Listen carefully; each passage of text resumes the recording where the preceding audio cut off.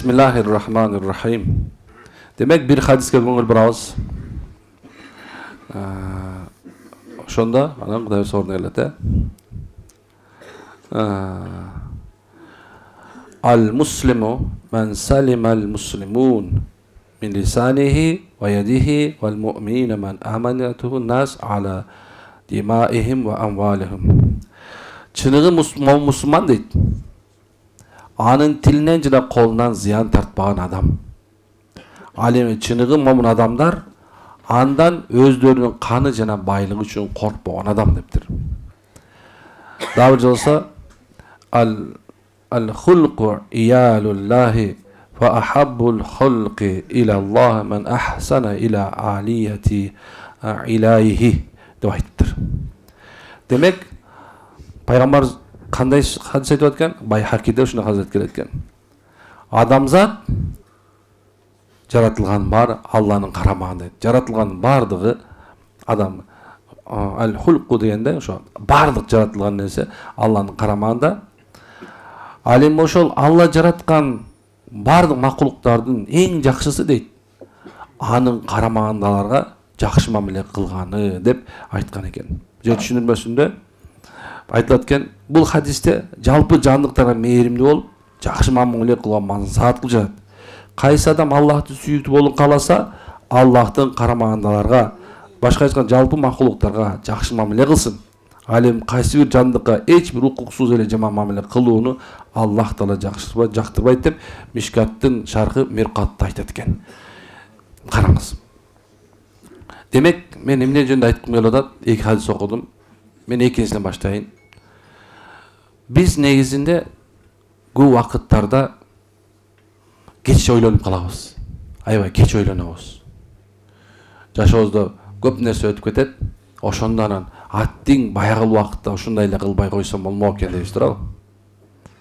Бөтөнчү мамиле маселесинде балдарга кылган мамилебиз кээ бир убакыттарда ушунчалык бир зулумдук, зөөкүрдүк, ушунча башкача тарбияны башкача берип салабыз дагы, анан качан бала чоңойгон мезгилде, бала өзү кичинекей кезинде эле бала да, андан кийин акыл толуп калгандан кийин бала болуп калат кээ бирлерге.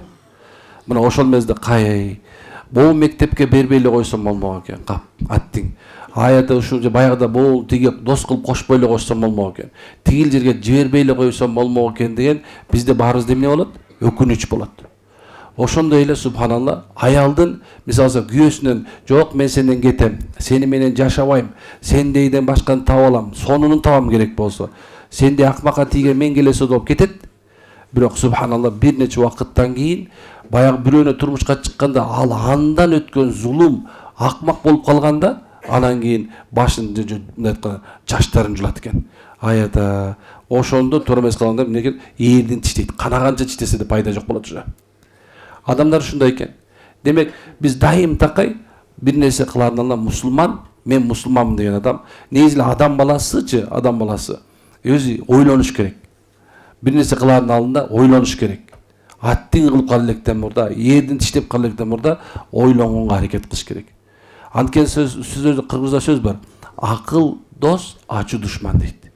Кээ бир апта акылыбызды иштетпей калабыз дагы, ачуулук менен эмнеге талак берип таштайт, ачуулук менен сөгүп таштайт, ачуулук менен сабап таштайт, акылчылык менен дагы бир нерсе кылып салабыз дагы эле, анан ошо менен эртеңки күндөгү мындай боткону кайра жеш бизге оор болуп калат.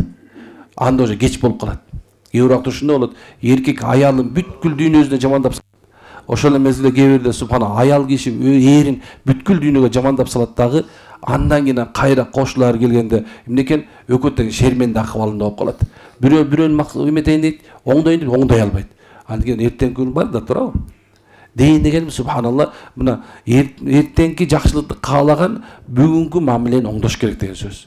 Алла жараткан жандыктардын ар биринин өзүнүн сенин алдыңда милдетиң бар, анын укугу бар.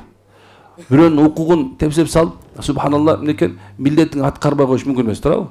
Ушундай экен. Демек, бардык жаратылган ичинде эң шарапаттуусу болгон адамга эмне экен? Жакшы мамиле кылыш шариатта важип, милдет. Көп адамдар көрүп атам азыр. Көп, аябай көп. мисалы мага чала устаз баягыда ушундай болдум эле, талак берип койдум, анан ушундай кылып койдум, мынтип койдум, тигинтип койдум. Бир көрсө мен жакшы көрөт экенмин. Эми эмне кылам? Жол таап бер, мындай кылып бер. Жол жок калып калган уже. 3 талакты толук эле берип салган. Тиги болсо аял болсо, акмак, шүмшүк, сен эркек эмессиң, талакты бер деп атып, талак алып алгандагы, анан бир нече убакта ачууланып калыптырмын. Күйөөсү айтат, мен каалаган эмесмин, ниетим да жок болчу. Ушундай эле субханалла көбүнчөсү ажырашып кеткенден кийин кийин кеч болуп калат. Өтө кеч болуп калат. Ушундай нерсе. Демек, некен Алла Таала бизге пайгамбар аркылуу, пайгамбар ооз аркылуу айтып аткан, карамагыңардага жакшы мамиле кылгыла. Азырдан эле жакшы мамиле кыла бергиле. Эмне үчүн дегенде, Алла Тааланын алдында эң мындай жакшы мамиле кылуу дагы бул ибадат болот. Ибадат кандай эле намаз окуп сооптоп атпайбызбы? Ошондой эле мисалга алса аялыңа бетиңен өпкөн бул ибадат. Күйөөсү бала күйөөсүнүн аялы күйөөсүнүн колун өпкөн бул ибадат. Ошондой эле субхана балаңдын бетинен өпкөн да ибадат. Балаң менен кучакташкан да бул ибадат. Кучактап коюш, балаңа жакшы сөз айтып коюу дагы, аны мактап коюу дагы бул ибадат. Ошон үчүн кыздарга ошол өзгөчө жакшы мамиле кылып ибадат. Карасаң, эмне үчүн бул ибадат болуп эсептелет? Ибадат деген бул Кудайга сыйынуу. Кудай талабына сыйынсаң аны сооп берет деген сөз. Мисалы, аялга субханалла бир лукма тамак салып койдуң оозуна, эмнеге садака бергендин сообу жазылат. Бир мына көңүлүн көтөрүп койдуң, ажылык кылгандын сообу жазылат. Балаңды субхан бетинен өп койгон болсоң, мисалы, бетинен көбүнчө пешинесинен сүйүп койгула дейбиз туурабы? Пешинесинен өптүң дейли. Пешинесинен мына чекесинен деп коебуз. Мына чекесинен өптүң, машалла. Ошол кылганда 100.000 дирхамды, да бир жолсо кул азат кылгандын сообу жазылат. Кул азат кылгандын сообу жазылат. Эгерде балаңды кичине бир эркелетип кое турган болсоң, бейиштин ичинде өзүнчө жаздык болот деп айтат да бир жерде. Эми караңыз, кызыңызды субханалла жакшылап мындай бир жакшы мамиле кылып койсоң кызыңачы, пайгамбардын саламы болот. Пайгамбардын саламы, салаваты сени сүйүүгө келет. Кыяматта пайгамбардын шапааты важип болот ким кызга жакшы мамиле кылган болсо. Кимдеги мынакей, бул ибадатка сооп жазылат экен. Намазга мисалга алса, кимдеги намаз үчүн чыга турган болсо үйүнөн, ар бир кадамына бирден сооп, бирден күнөө кечирилет. Эгер жума намаз үчүн чыккан болсо, эмнекен 500 күнөөсү кечирилип, 500 сооп жазылып, 500 даража көтөрүлөт. Караңыз кандай нерсе. Эми кимде-ким субханалла ушундай бир жаназа намазына бараткан болсо, анын ар бир кадамына 100дөн сооп жазылат, 100дөн күнөө кечирилет, 100 даража көтөрүлөт. Ар бир намазга. Кимде-ким айт намазга бара турган болсо, алар периштелердин мындай бир зикир кылып аткан жерине туш болот экен. Дагы оны эмесин унутпадым, башкача бир фазилети бар. Эми караңыз, субханалла. Бул дагы сооп көрдүңүз кандай нерсе. Кимде-ким мечитке кире турган болсо, көптөн бери мечитке кире элек болчу. Барып жүрүп барбай калды. Ошол мезгилде мечит дагы Алла Тааланын үйү болгон менен Аллах Таала айтат экен, куш келипсиң. Мен сени сагындым дейт экен. Мечит дейт экен, куш келипсиң, мен сени сагындым. Канчадан бери мисал алса, бирөө сагынып калды. Көрө элексиң. Ошо көргөндө кандай сүйүнөсүң туурабы? Ошондой эле кимдеги мечитке бара турган болсо, көптөн бери барбай жүрүп, Алла Тааланын өзү сүйүнөт экен, машаллах. Өзү Алланын өзү сүйүнүп, өзү субханалла ушундай бир күтүп алат экен. Мына сооп. Ал эми кимде-ким өз үй бүлөсүн сактап калуу үчүн, үй бүлөсүндө субханалла чыр-чатак болуп аткан болсо, ошол нерсени токтотуу үчүн мындай бир өзүн пас кылып туруп, ооба силердики туура деп үй бүлөдө ынтымак карап келип турган болсо, Алланын 70 рахмат периштеси ошол үйгө берекет тилеп турат экен. 70 рахмат периштеси ошол үйгө берекет тилеп турат экен. Эми кимдин үйүндө тынччылык боло турган болсо, ошол үйдө 40 күнүн ичинде сөзсүз жакшылык келе берет экен. Карасаң, 40 күн, 40 береке күнүгө машаллах. Үй бүлөдө ушунча чоң жакшы мамилени эле, жакшы кылган сүйлөгөн амалыңдын себебинен эле Алла Таала үйүңө ушунча деген жакшылыктарды алып келип, сооптор жазыла берет. Көп адамдар ошол жерде азыр келдиңер, бир 10%, азыр үй бүлөгөн урушуп келдиңер. Гарантиймен айтам. Бийлерин кубалашып келдиңер. Азыр ушул молдо бар, наказать этет депчи. Ар жагын айтпай эле койсом деп. Не да? Азыр молдо барабыз. Молдонун түйүндө азыр айтасың. экинчи аялым жок деп айтасың дейт. Жүрү деп келдичи. Бирок бар. Бирөө субханалла менекен ушундай бир молдонун көзүнчө мен сага азыр айтам. Сени айтам. Уш итаат кылбай атат, баш ийбей атат. Ушинтип деп айткан келдиңер. Молдо экен мага бир нерсе кылып бер.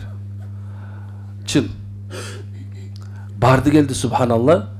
Бул ушул эркек. Анын ушул аял экөө тең эле. Динден такыр кабары жок экен белгиси бул. Ал милдет эмне экенин билбейт.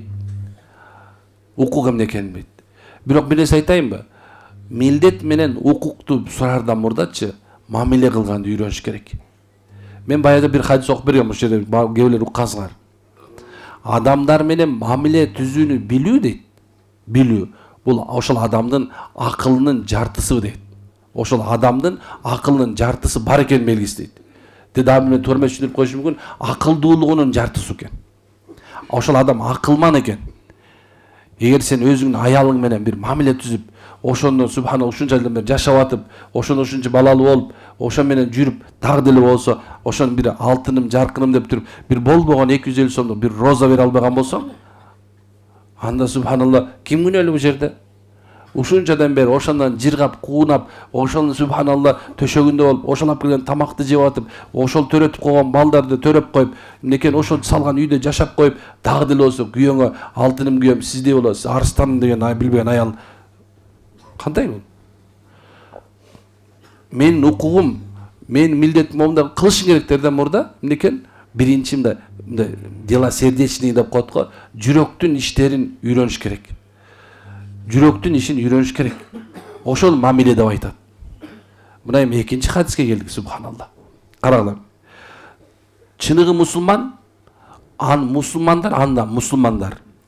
Анын тилинен жана колунан зыян тартпаган адам дейт. Чыныгы мусулман. Мына ушул жерде бар, кээбилер бар, мисалы сакал, момчалык, бирок аялыңа, балдарыңа, бир тууганыңа, кошунаңа, досторуңа кылган мамилең жана иттикинен да жаман. Ит мындай, ит да жакшы, бир эле каап алып туруп качат дырылдаган болчочу. Сен болсо субханалла иттен да жаман мамиле кыласың. Аялыңды субханалла бир жанагындай бир эмедей көрөсүң да. Кандай бир малдай көрөсүң.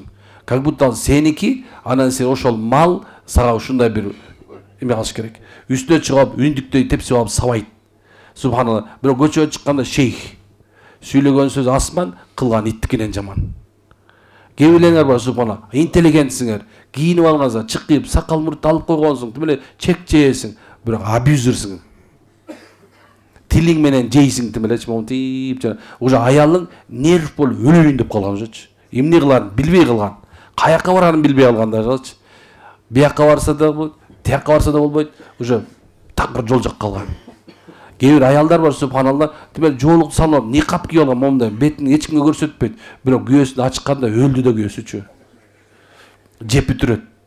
Тили кол менен эчтеке кыла албайт. Бирок тили менен ушундай. Бирок башкалардын түйүндөчү, охо, такыба, салиха, устаза, тимел сабак берип калат го. Күйөөңөр момундай мамиле кылды деп. Үйүнө киргенде кошмар сити да.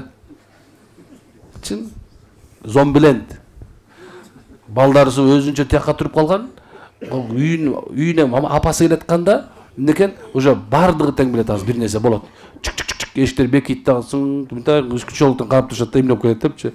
Үйөсү отурат, эмне болуп кетер экен депчи. Ошондой үйгө эркек келгиси келбей калат. Ушундай болуп калат. Үйүнө киргиси келбеген эркектер бар, билесиң ушуну. Мен айтайын дегеним, эмне үчүн жанагы эле ушу мамиле ушу эркек менен аял ортосунда айтып атат дейсиңерби? Анткенсе субханалла, негизги бактылуулукчу сен үйүңө киргенде тынчтык болсо. Үйүңө киргиң келип атса, аялдын да эркектин дагы. Демек ошол үйдө бир нерсе бар. Мухаббат бар ошол үйдө, жакшылык бар ошол үйдө, береке бар ошол үйдө, күтүп аткан бирөө бар деп билет. Ошол шашып келет. Бирок качан ушу сен тилиң менен да, колуң менен да, эркек да, аял дагы бири-бирине жанагындай зулумдук кылса, анда ошол үйгө аял да, эркек да кирсе, керек болсо балдарыңар кирет. Көчөгүн мен мага эмеден суроо чыгат, Кудай берсе жакында, эртең бир сүн чыгып калыш керек, Якутияда болгон сабак. Ошондон мага бирөө суроо берген, бир аял. Устаз дейт. Менин жашым 20-га чыгып калды. Бирок 20-га чыкканы менен дейт, мен күйөөгө тийгенден корком дейт. Анткен себеп ошол күйөөм атамдай болуп калабы деп коркобом дейт. Ал түшүнүктүү да турабы? Аял киши субхана эмне үчүн күйөөгө тигенден коркуп атат? Анткени эмеликинде үй бүлөдө чоңойгон. Акылы жеткенден көргөндөн субханалла мынекен күйөөсү аялын тепкилеп атканын эле көргөн. Ошонун көздөрү томуйган, бир жерге чыккан, баягы мындай чачын жулуп салса бир аял келди, мондай чачы мондайдан бир өзүнчө бир өрүмүн жулуп алган экен, эркек жок экен. Бул мусулманчылык эмес бул. Бул исламда негизи мен дагы айтам, ошондо да айттым. Ислам буга тиешеси жок мындайлар менен. Иман мындай менен тиешеси жок. Сүннөт мындай менен тиешеси жок. Чын. Демек ла илаха иллаллах Мухаммад Расулуллахта бул жок. Сен айттың да ла илаха иллаллах Мухаммад Расулуллах. Мусулман шумен мусулман болдуң. Бул ла илаха иллаллах Мухаммад Расулуллахта жок. Пайгамбар алып келген толук динне Алла Таала не деп бүгүн силер диниңе толуктадың dedi. Дин толук. Ошо дин толук динде аялга мындай мамиле кылуу деген жок. Ошондой эле аялдын дагы жанагындай күйөөгө иттей мамиле кылсы, кожоюндай эмес, керек болсо кечүүрдө кандектей да көрбөйт да субханалла. Чын жанагындай чихуахуа эле кандай эле, мондай ит бар киши билесиңерби? Ушундай кичинекей сумкага салып алышат экен. Андай да үйгөгө баккан болбойт, айтып коеюн. Дагы да айтып алайынчы. Субханалла. Мына ушунча иттей көрбөгөндөр да бар.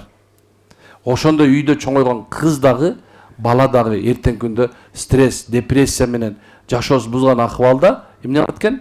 Көргүсү да келбей калат. Ошондой жашагысы келбейт, ошону тийгиси келбейт. Исламда жок мындай нерсе.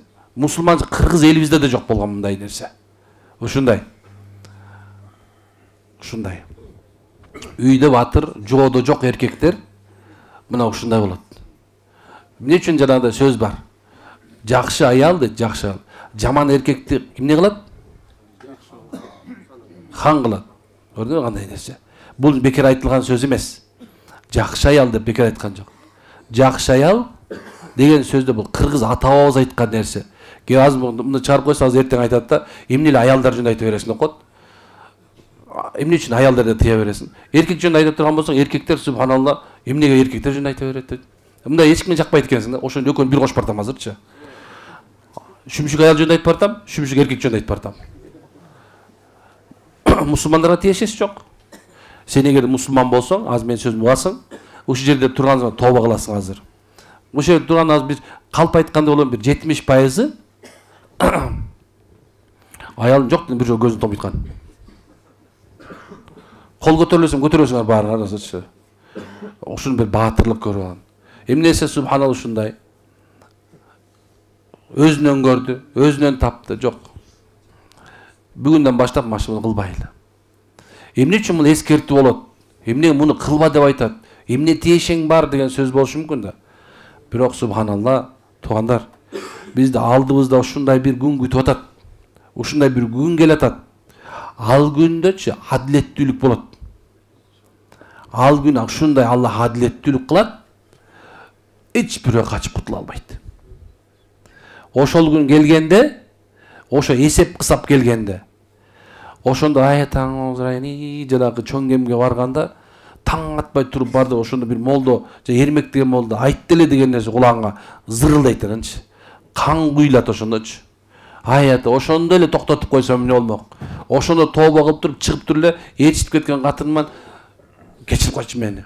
Экинчи бүгүндөн баштап колум тийсе, колум сынып калсын деп айтмакмын деп айтмаксыз.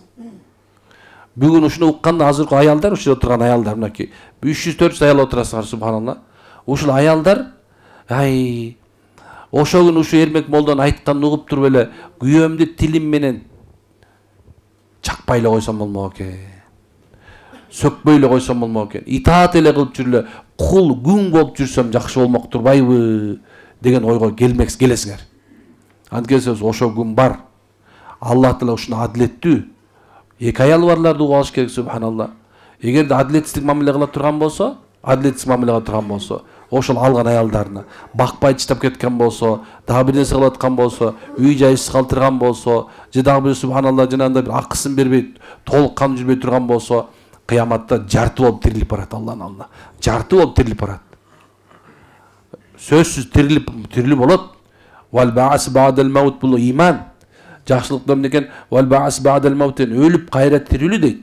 Өлөбүз анан кайра тирилебиз.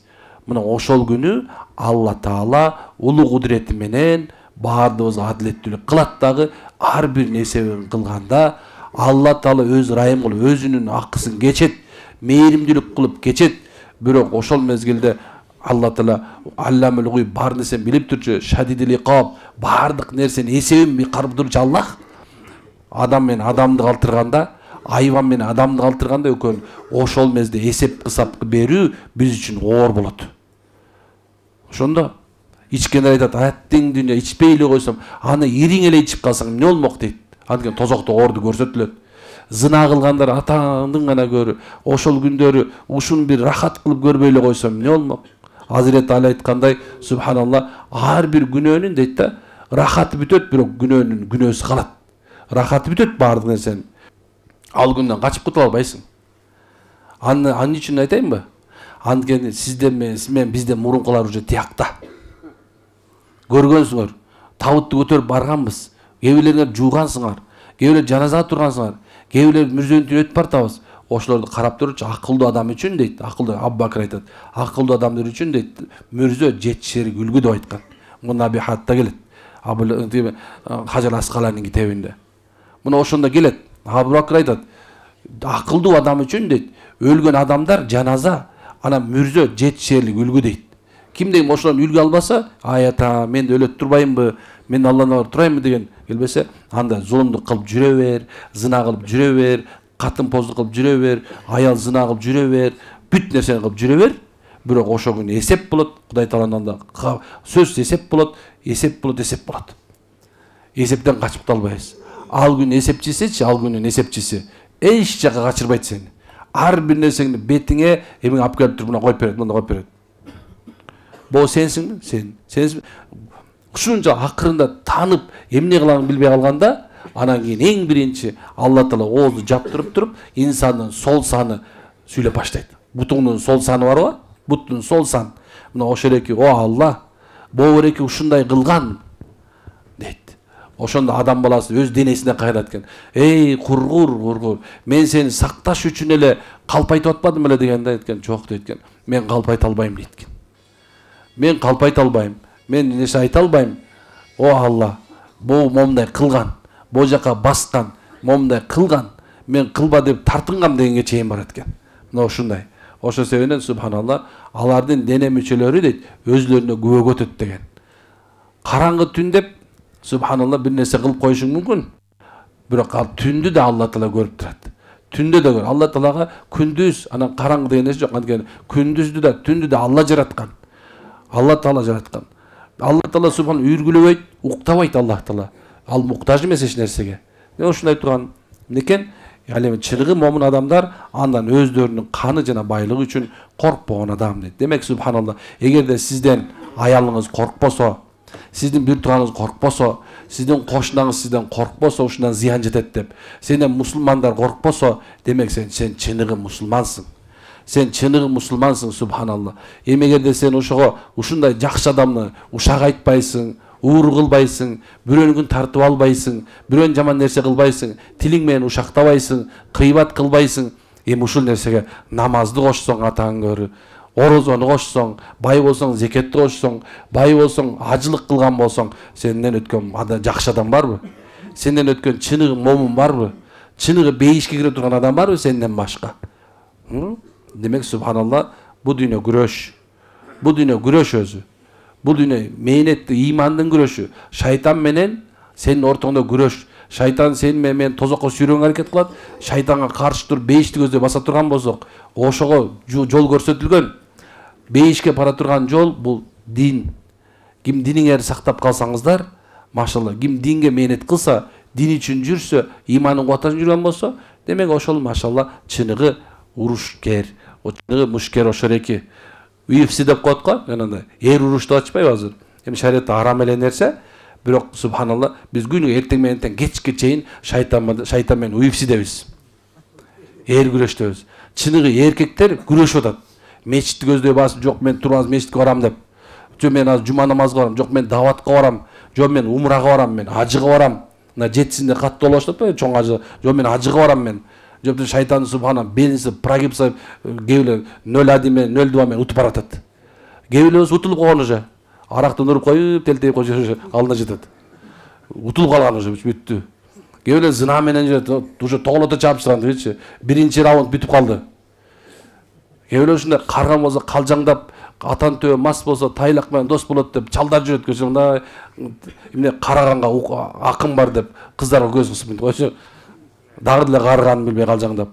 Эмне алабыз эми субханалла. Кээбилер жүрөт субхана үйүнө батпай же чүйгө батпай, шайтан уже жеңип койгон. Последний раунд калды, 12-чи. Эми аз эле калды субханалла. Эгер уттуруп койсо ошо киши анда өлдү. Бирок пайгамбар айтат. Анан кээбилерге ушундай мен даватта жүрүптүрмүн. Мен ушундай намаз окуп жүрүм, мен утуп бараткан турайм шайтан дебегиле. Пайгамбар айтат. Тозок дагы мынчалык дейт. Мына бейиш да мынчалык калды дейт. Мына бир карыш. Бир карыш. Кээ бир адамдар бар, өмүр бою динде жүрүп, өлөрүндө тозоктун амалын кылып, тозокко түшүп калышы мүмкүн экен. Кээ бир адамдар өмүр бою тозоктун амалын кылып, бирок өлөрүндө бейиштин амалын кылып, бейиш кирип кетиши мүмкүн экен. Ошон үчүн биз дайыма мусулмандар, сиз мен эмес, биз деле, муфти деле, ар бир олия деле керек болсо, субхан ушундан коркот. Өлөрүмдө кандай болор экен? Өлүп баратканда кандай болуп каларым экен? О, аттың дүйнө, о Кудай, акырында пайгамбар да дуа кылган керек болсочу, акыркы оозум келме болсо экен деген. Бул жөн сөз эмес. Биз ошон үчүн кыргыздар өлүп аткан адам түйүнө туруп, ла илаха иллаллах, ла илаха иллаллах, ла илаха иллаллах деп айт деп турабыз. Эгер оозунан келме чыгып кетсе, машалла, келме айтты, акыр сөз келме болду деп сүйүнүп, ошону бейиштик деп билебиз. Ушундай азыркы кылып аткан амалдарга сүйүнбөгүлө. Азыркы кылып аткан күнөөбүзгө күйүнүш керек. Сүйүнүп күнөө кылгандар ыйлаган боюнча тозокко кирет. Кара, жаман нерсе. Сүйүнүп амал кылгандар, машалла, кара, жакшылык кылгандар, иншалла күлүп жайнап беш керет деген сөз бар экен, унутпашыбыз керек экен, иншалла. Аракет кылабызбы? Арыз аракет кылабыз, бизден кетсе кечиресиздер. Жүрөктөрдү бошотуңуздар. Жүрөктөгү нерсени баарын алыңыздар. Амин. Субхану хамду яшла анта астагфирука ва атубу илейк. Аллахым баары үчүн айтылган аяттарга, хадистерге амал кылышка тоофик бергин Кудайым. Өз ишиңе кабыл кылгын. Амин.